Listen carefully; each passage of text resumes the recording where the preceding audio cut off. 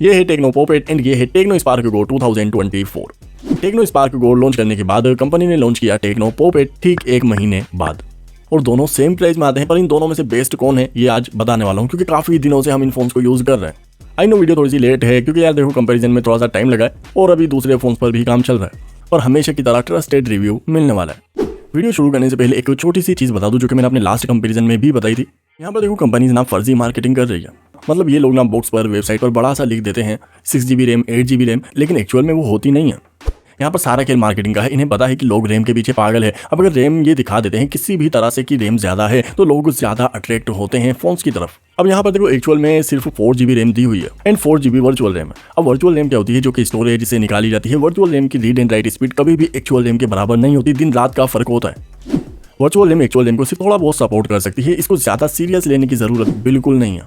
Company इसको गला फाड़ फाड़ कर चिल्लाने दो 8GB रैम 12GB रैम, पर तुम उनके झांसे में मत आना। ओके सो अब इन दोनों फोन्स का कंपैरिजन शुरू करते हैं कि भाई कौन सा फोन बेस्ट है। दोनों की प्राइस ये रही, लगभग सिमिलर सी प्राइस है। बैंक ऑफर्स वगैरह भी रहते हैं, वो जरा खुद देख लेना। चलो बात करते हैं।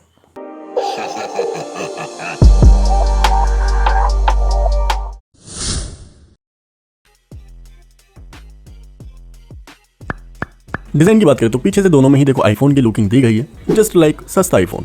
टेक्नो स्पार्क गो 2024 में यहाँ पर देखो साइड में ये चमकीली बॉर्डर्स मिलती हैं एंड यहाँ पर तो पूरे फोन में ही बॉर्डर्स बना दी। डिजाइन वाइज मैं कहूंगा so beautiful, so elegant, just looking like a wow. Right side volume button and power button है विद फिंगरप्रिंट। जी हाँ, इस बजट में साइड माउंटेड फिंगरप्रिंट दिया हुआ है। नीचे की तरफ speaker type C port, mic and 3.5mm jack. Left में सिंटर है और ऊपर भी स्पीकर दिया हुआ है। 2 स्पीकर्स हैं, हालांकि माइक एक दिया हुआ है, नॉइस कैंसिलेशन माइक नहीं है। यहाँ पर देखो डिजाइन ना बिल्कुल सिमिलर है, आगे पीछे ऊपर नीचे कहीं से भी देख लो ढोलू बोलू की तरह लग रहे हैं। बाय द वे यहाँ पर देखो फिंगरप्रिंट भी काफी अच्छे से काम कर रहे हैं, दोनों में सिमिलर है और दोनों का वेट एंड थिकनेस भी सिमिलर है। दोनों में ही देखो 6.6 इंच की डिस्प्ले मिलती है। HD डिस्प्ले है, फुल HD नहीं मिलेगी। ब्राइटनेस लेवल 500 निट्स दिया हुआ है ऑन पेपर, हालांकि हम इस पर भरोसा नहीं करते, तो अभी खुद देखेंगे। 60 हर्ट्ज रिफ्रेश रेट है, टच सैंपलिंग रेट भी भाई 180 हर्ट्ज है। और हाँ, ये ना एक पंच होल डिस्प्ले है, साइड बेजल्स भी ज्यादा नहीं है, नॉर्मल मैं कहूंगा, कम भी नहीं है, और ये दोनों में ही सेम है। तो जैसे कि मैंने अभी बताया डिजाइन में यहाँ पर कुछ भी डिफरेंस नहीं है।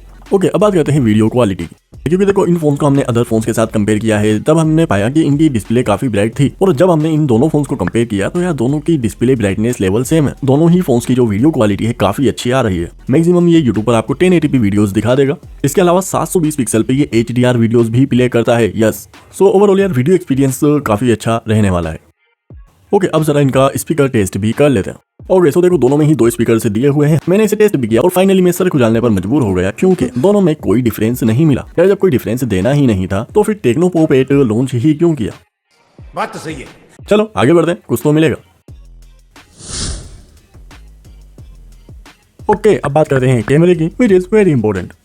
देखो टेक्नो स्पार्क में दिया हुआ है 13 मेगापिक्सल का वाइड लेंस, साथ में है 0.08 मेगापिक्सल का ऑक्सिलरी लेंस। बट पॉप 8 में दिया हुआ है 12 मेगापिक्सल का वाइड लेंस, साथ में ऑक्सिलरी लेंस, और दोनों में ही डुअल फ्लैश लाइट है। बाय द वे फ्रंट में भी फ्लैश लाइट दी हुई है। ओके, सो शुरुआत करते हैं इस वीडियो से। कलर्स वगैरह देख लेना। और ये मारा छक्का, रोनाल्डो को फुटबॉल तुम्हारे भाई ने सिखाया है। क्या बोला तूने? और हाँ, कमेंट में अगर ज्ञान मत बांटना कि फुटबॉल में छक्का नहीं होता, पता है मुझे भी, हल्के में मत लिया करो, मुझे बहुत कुछ पता है। ओके, सो यहाँ पर देखो दोनों ही वीडियोस का स्टेबलाइजेशन कलर्स वगैरह देख लेना। सनलाइट में भी हमने वीडियोस ले ली, और यहाँ पर तुम्हारा भाई उल्टे पाँव चल रहा है क्योंकि तुम्हारे भाई की पीछे भी आंखें हैं। पर चलते चलते मुझे याद आया कि गलती से कोई लकड़ी वकड़ी आ गई ना, लाइव बेइज्जती होगी, मीम्स बन जाएंगे, तो मैं वापस घूम गया। खैर, वीडियो हमने देख ली, अब जरा सेल्फी वीडियो भी देख लो। सो फ्रंट कैमरे से कुछ इस तरह की वीडियो बना सकते हो। यहाँ पर देखो लाइट कंट्रोल मुझे ज्यादा बेटर लग रहा है पॉप 8 का। शेडोज अच्छे से मैनेज कर रहा है, फेस को भी काफी सही से एक्सपोज किया हुआ है। सेल्फी फोटोज भी देख लेते हैं। सो यहाँ पर भी देखो अगेन मैं कहूंगा सेल्फी कैमरा ज्यादा बेटर है पॉप 8 का। स्पार्क गो में थोड़ी ब्लूइश टोन आ रही है, जबकि पॉप 8 में थोड़ा से वार्म कलर्स हैं, जिसकी वजह से फोटोज ज्यादा बेटर लग रही है। एंड क्लियरिटी भी कहीं ना कहीं पॉप 8 की ज्यादा है। बैक कैमरे की बात करें सो अगेन वही चीज देखने को मिलती है, पॉप 8 के कलर थोड़े से वार्म है। सो कलर सेंस दोनों का अलग अलग है, लेकिन डिटेलिंग दोनों की लगभग सेम है। और तुम्हारे भाई ने पहाड़ का भी फोटो खींच डाला, और देखो डिटेल्स कितनी बढ़िया आ रही है दोनों फोन्स में। पहाड़ पर बैठा हुआ शेर हाथ हिलाते हुए साफ साफ दिख रहा है। मजाक कर रहा हूँ, सच में मत देखने लग जाना। हालांकि देखो यहाँ सामने लिखा हुआ है कोयला डिपो, जो कि साफ साफ पढ़ा जा सकता है। तो डिटेलिंग के मामले में मैं कहूँगा दोनों फोन्स सेम है, कलर्स का थोड़ा बहुत फर्क है, बाकी सब सेम है। बैक कैमरे की मैं बात कर रहा हूँ। सेकंड शॉट में देखो स्पार्क गो ने कुछ ज्यादा ही कलर्स को सैचुरेट कर दिया है, जबकि पॉप 8 का काफी नॉर्मल लग रहा है। यहाँ पर भी देख सकते हो, स्काई का कलर देख सकते हो। तो यहाँ पर देखो कलर का थोड़ा सा डिफरेंस है, सेचुरेशन बढ़ा रहा है स्पार्क को, जो कि अच्छी भी लगती है, कभी कभी थोड़ा ओवर सेचुरेशन लगता है। तो यहाँ पर देखो दोनों के कैमरे में कहूँगा काफी अच्छे हैं, दोनों में से किसी को भी कंसीडर किया जा सकता है। हालांकि सेल्फी कैमरा मुझे ज्यादा बेटर लगा पॉप8 का, एंड बैक कैमरे से वीडियो शूट करने में भी मुझे पॉप8 स्लाइटली बेटर लगा। हालांकि एक जगह फोकसिंग की दिक्कत हुई, बट कलर से ज्यादा बेटर है। सो डेफिनेटली दोनों के कैमरे में थोड़ा सा डिफरेंस है, जो कि ऑप्टिमाइजेशन की वजह से है, और यहाँ मैं पॉप8 का कैमरा स्लाइटली बेटर कहूंगा। परफॉर्मेंस की बात करते हैं तो दोनों में यूनिसोक T606 चिपसेट दी हुई है। अब क्योंकि चिपसेट सेम है तो कोर्स सेम है, क्लॉक स्पीड सेम है, चिपसेट का साइज भी सेम है। हालांकि बता दूं कि ये इस बजट में काफी अच्छी चिपसेट है, परफॉर्मेंस काफी ठीक ठाक से निकाल देती है। हालांकि डिपेंड ये भी करता है कि कंपनी से किस तरह से ऑप्टिमाइज करती है। इन दोनों ही फोन्स के अंदर स्कोर्स भी हमने निकाले थे, जो कि आपके सामने है। कुछ खास डिफरेंस तो नहीं है। हमने इसमें गेमिंग भी की। देखो गेमिंग में दोनों ही फोन HD ग्राफिक्स तक मैक्सिमम सपोर्ट करते हैं। HD पर फ्रेम रेट से हाई करके खेल सकते हो। हालांकि दोनों में जब मैंने गेमिंग की तो HD पर फ्रेम रेट से हाई करने के बाद टेक्नो स्पार्क गो एंड पॉप8 दोनों में ही थोड़ा बहुत लेग कर रहा था, मतलब स्मूथ परफॉर्मेंस नहीं था। हालांकि गेमिंग कर सकते हैं, पर जब मैंने ग्राफिक्स को बैलेंस किया और फ्रेम रेट से हाई रहने दी, उसके बाद टेक्नो स्पार्क गो ने काफी अच्छी गेमिंग करवाई, जबकि टेक्नो पॉप8 वहां पर थोड़ी सी दिक्कत कर रहा था, स्मूथनेस मिसिंग थी। सो गेमिंग के मामले में मैं टेक्नो स्पार्क गो 2024 को अवार्ड देना चाहूंगा। स्टोरेज टाइप दोनों में eMMC 5.1 दिया हुआ है। कॉपी पेस्ट फाइल ट्रांसफर वगैरह नॉर्मली कर सकते हो, कुछ खास स्पीड तो नहीं मिलेगी। दोनों ही फोन्स को एक बार रिस्टार्ट कर लेते हैं, कौन पहले ओपन होता है।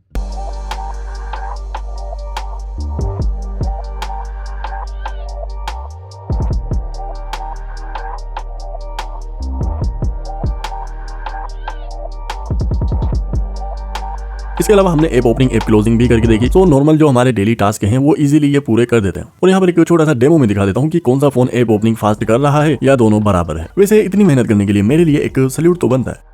अबे साले। ओके मित्रों, अब बात करते हैं सॉफ्टवेयर की, विच इज वेरी इंपॉर्टेंट। हालांकि कुछ लोग नहीं लेते।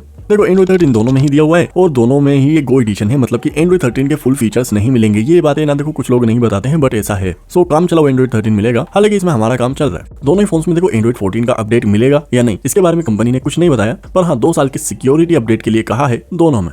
यूजर इंटरफेस की बात करें तो देखो यहाँ पर कुछ खास ब्लोटवेयर नहीं है, 1-2 ब्लोटवेयर से दिखते हैं, अदरवाइज नहीं है। स्पेशल फीचर्स की बात करें तो 1-2 स्पेशल फीचर्स काफी कमाल के हैं, जैसे कि डायनामिक पोर्ट, जो कि दोनों में दिया हुआ है और दोनों में सेम तरह से काम करता है। अगेन मैं कहना चाहूंगा कि अगर डिफरेंस देना ही नहीं था, ये डायनामिक पोर्ट ना देखो बेसिकली चार्जिंग के टाइम पर चार्जिंग कम है, ज्यादा है, या चार्जिंग पर फोन लगा हुआ है, यहाँ पर एनिमेशन शो करता है। इसके अलावा बैकग्राउंड में अगर कोई कॉल चल रही है या फेस अनलॉक के टाइम पर एनिमेशन दिखाता है। इसका देखो प्रैक्टिकली तो कुछ खास यूज नहीं है, पर हाँ देखने में अच्छा लगता है। और हाँ ये आईफोन से कॉपी किया हुआ है। अब देखो पीछे आईफोन का डिजाइन डाल दिया और आगे डायनामिक पोर्ट लगा दिया। अब लोकल मार्केट से जाके तुम एप्पल का लोगो भी चिपका लेना और बस हो गया काम। मैं कह रहा हूँ भाई, आस पड़ोस वालों की तो जलेगी। जली ना, तेरी भी जली ना।